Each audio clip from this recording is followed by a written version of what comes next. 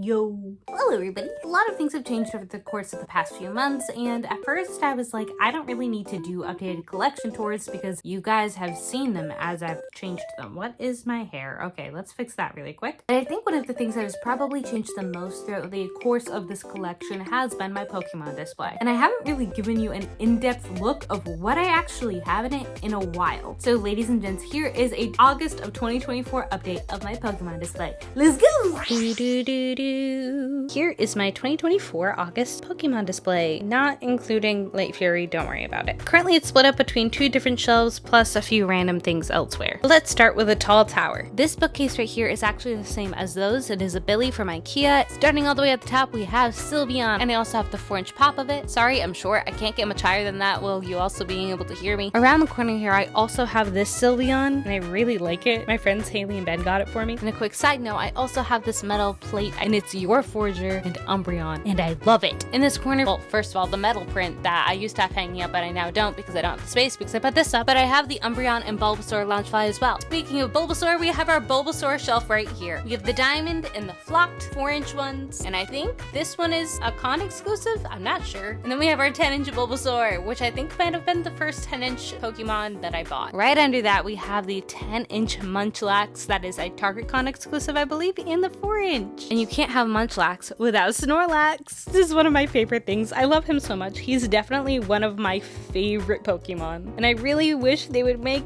a pop of him. Under Munchlax and Snorlax, then we have our evolutions. Well, more of them anyway, including Glaceon, the 10-inch, and the flocked. And I believe this one was a Hot Topic exclusive. Then we have Eevee in the 10-inch. I love this pose right here, and the diamond. And then one of the coolest dudes around, Mewtwo. And to the left, we have our artwork. I love the art. I hate the metal sheets. Do not get metal sheets. They're like, oh, they'll be more vibrant for longer. The art will last longer. It'll look super great. It has this really cool effect. You want to know what that cool effect is? Window glare. It sucks. Don't get it. Also, the whites aren't as bright. They're dimmer, and everything kind of blends together, which in some ways is good, and in other ways it sucks because you miss out on, you know, a bunch of the Pokemon that are there because they're almost the same color. Anyway, up top we have our, I think it's 20-inch Squishmallow of Pikachu, and he's super soft, and sometimes I just like my head on him because I just am overwhelmed. And then we have the 18-inch of the pop. I don't know if it was just me, but I always thought that he had black on his tail. I did a whole unboxing video of when I got this for my birthday. If you want to see that and my excitement for it, I will link it right here. And then the official evolution shelf. Going left to right, we have 2 Flareons, Jolteon, Leafeon, 2 Vaporeons, this one's a custom, Espeon, and Vulpex. And the creator of this wonderful custom actually gifted me another custom. And that brings us to this shelf. Going right to left and ignoring any dust, we have Pichu, our Diamond Pikachu, which I could put up there, but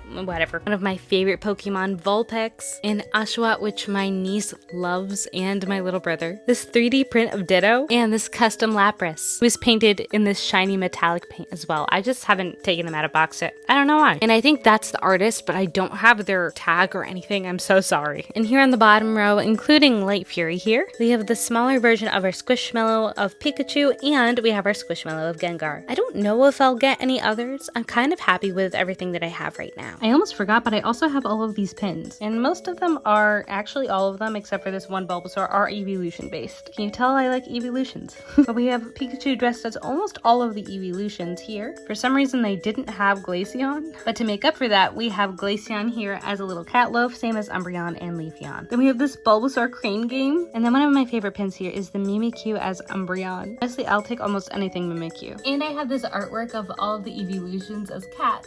I was also gifted these DIY educational toys a while ago by LNO, whoever that is. I have no idea. But they're essentially like mini Legos, I think. I'm not quite sure. And I was gifted a Psyduck, and I was gifted a Bulbasaur. And they're both super cute. And quite frankly, I don't know why I haven't built them yet. So hopefully I will do that soon, and I will send you guys pictures. I also want to take 2 seconds and look at those Loungefly more. Some of you will recall that I did do a giveaway of this bag and a Squirtle bag. After the giveaway, I did give my Squirtle bag over to my friend because they absolutely love Squirtle, and I kept the Bulbasaur one. And if you are looking for a Loungefly with storage that's not part of the collective line, this one is your dude, or at least this design anyway, because it's taller than your average Loungefly and it has 2 different large pockets in the front. You also have some space for a wallet or a phone right here, and on the back you have the 3 evolutions, and on the inside you have this beautiful leaf pattern. And we have my favorite bag out of all three, which is the Umbreon. They did have a wallet for this one as well, but I only picked up the bag. And I love the textures on this one. We have some embroidery on the eyes, the nose, and the little,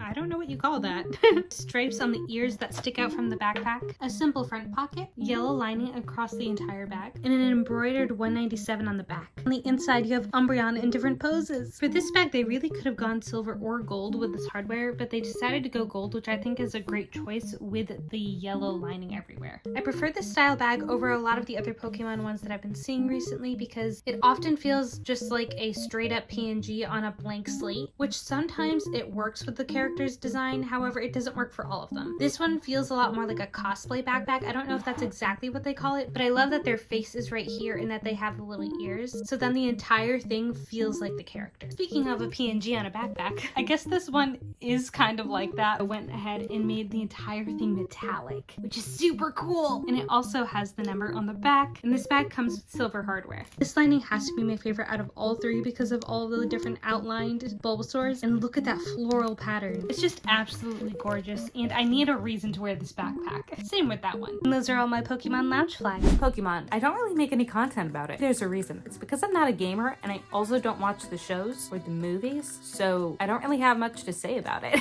And you know, this could be a total turn off to the video to you guys, but I'm just gonna be super upfront about it. I know next to nothing about Pokemon, and I've tried doing the games multiple times. The problem is I am just not a gamer. I want to be, but I can't do it. I have so many other things that just interest me more than sitting down and getting through a game where I have to read a bunch of stuff and learn about every single facet of these different characters. Like, that just sounds like a hyperfixation, Bailey. Why can't you do this? I don't know. For some reason, me and gaming just has never mixed, even though most people wouldn't guess that by my displays. But I have had multiple times where I've been obsessed with Pokemon Go. But you know, some people could argue that I'm not a real fan of Pokemon because I only really play Pokemon Go, and arguably you might be right, but one of the biggest things about it is that I would play that with my family. And when my husband and I first got together, we sometimes would drive around and play it together. Not only that, but they're also adorable. And my younger siblings, specifically my little brother Blaze, who's not so little anymore, I'm pretty sure he's starting high school this year, which kind of makes me want to cry, has always loved Pokemon. And I've mentioned this in the past, but living 9 hours away from your family can be a little rough sometimes, and I like to have a few collections or pops that specifically remind me of that.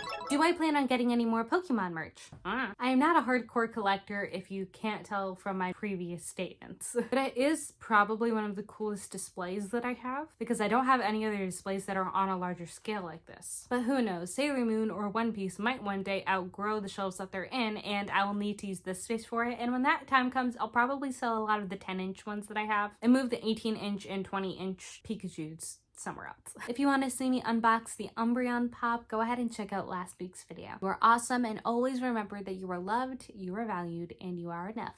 Bye!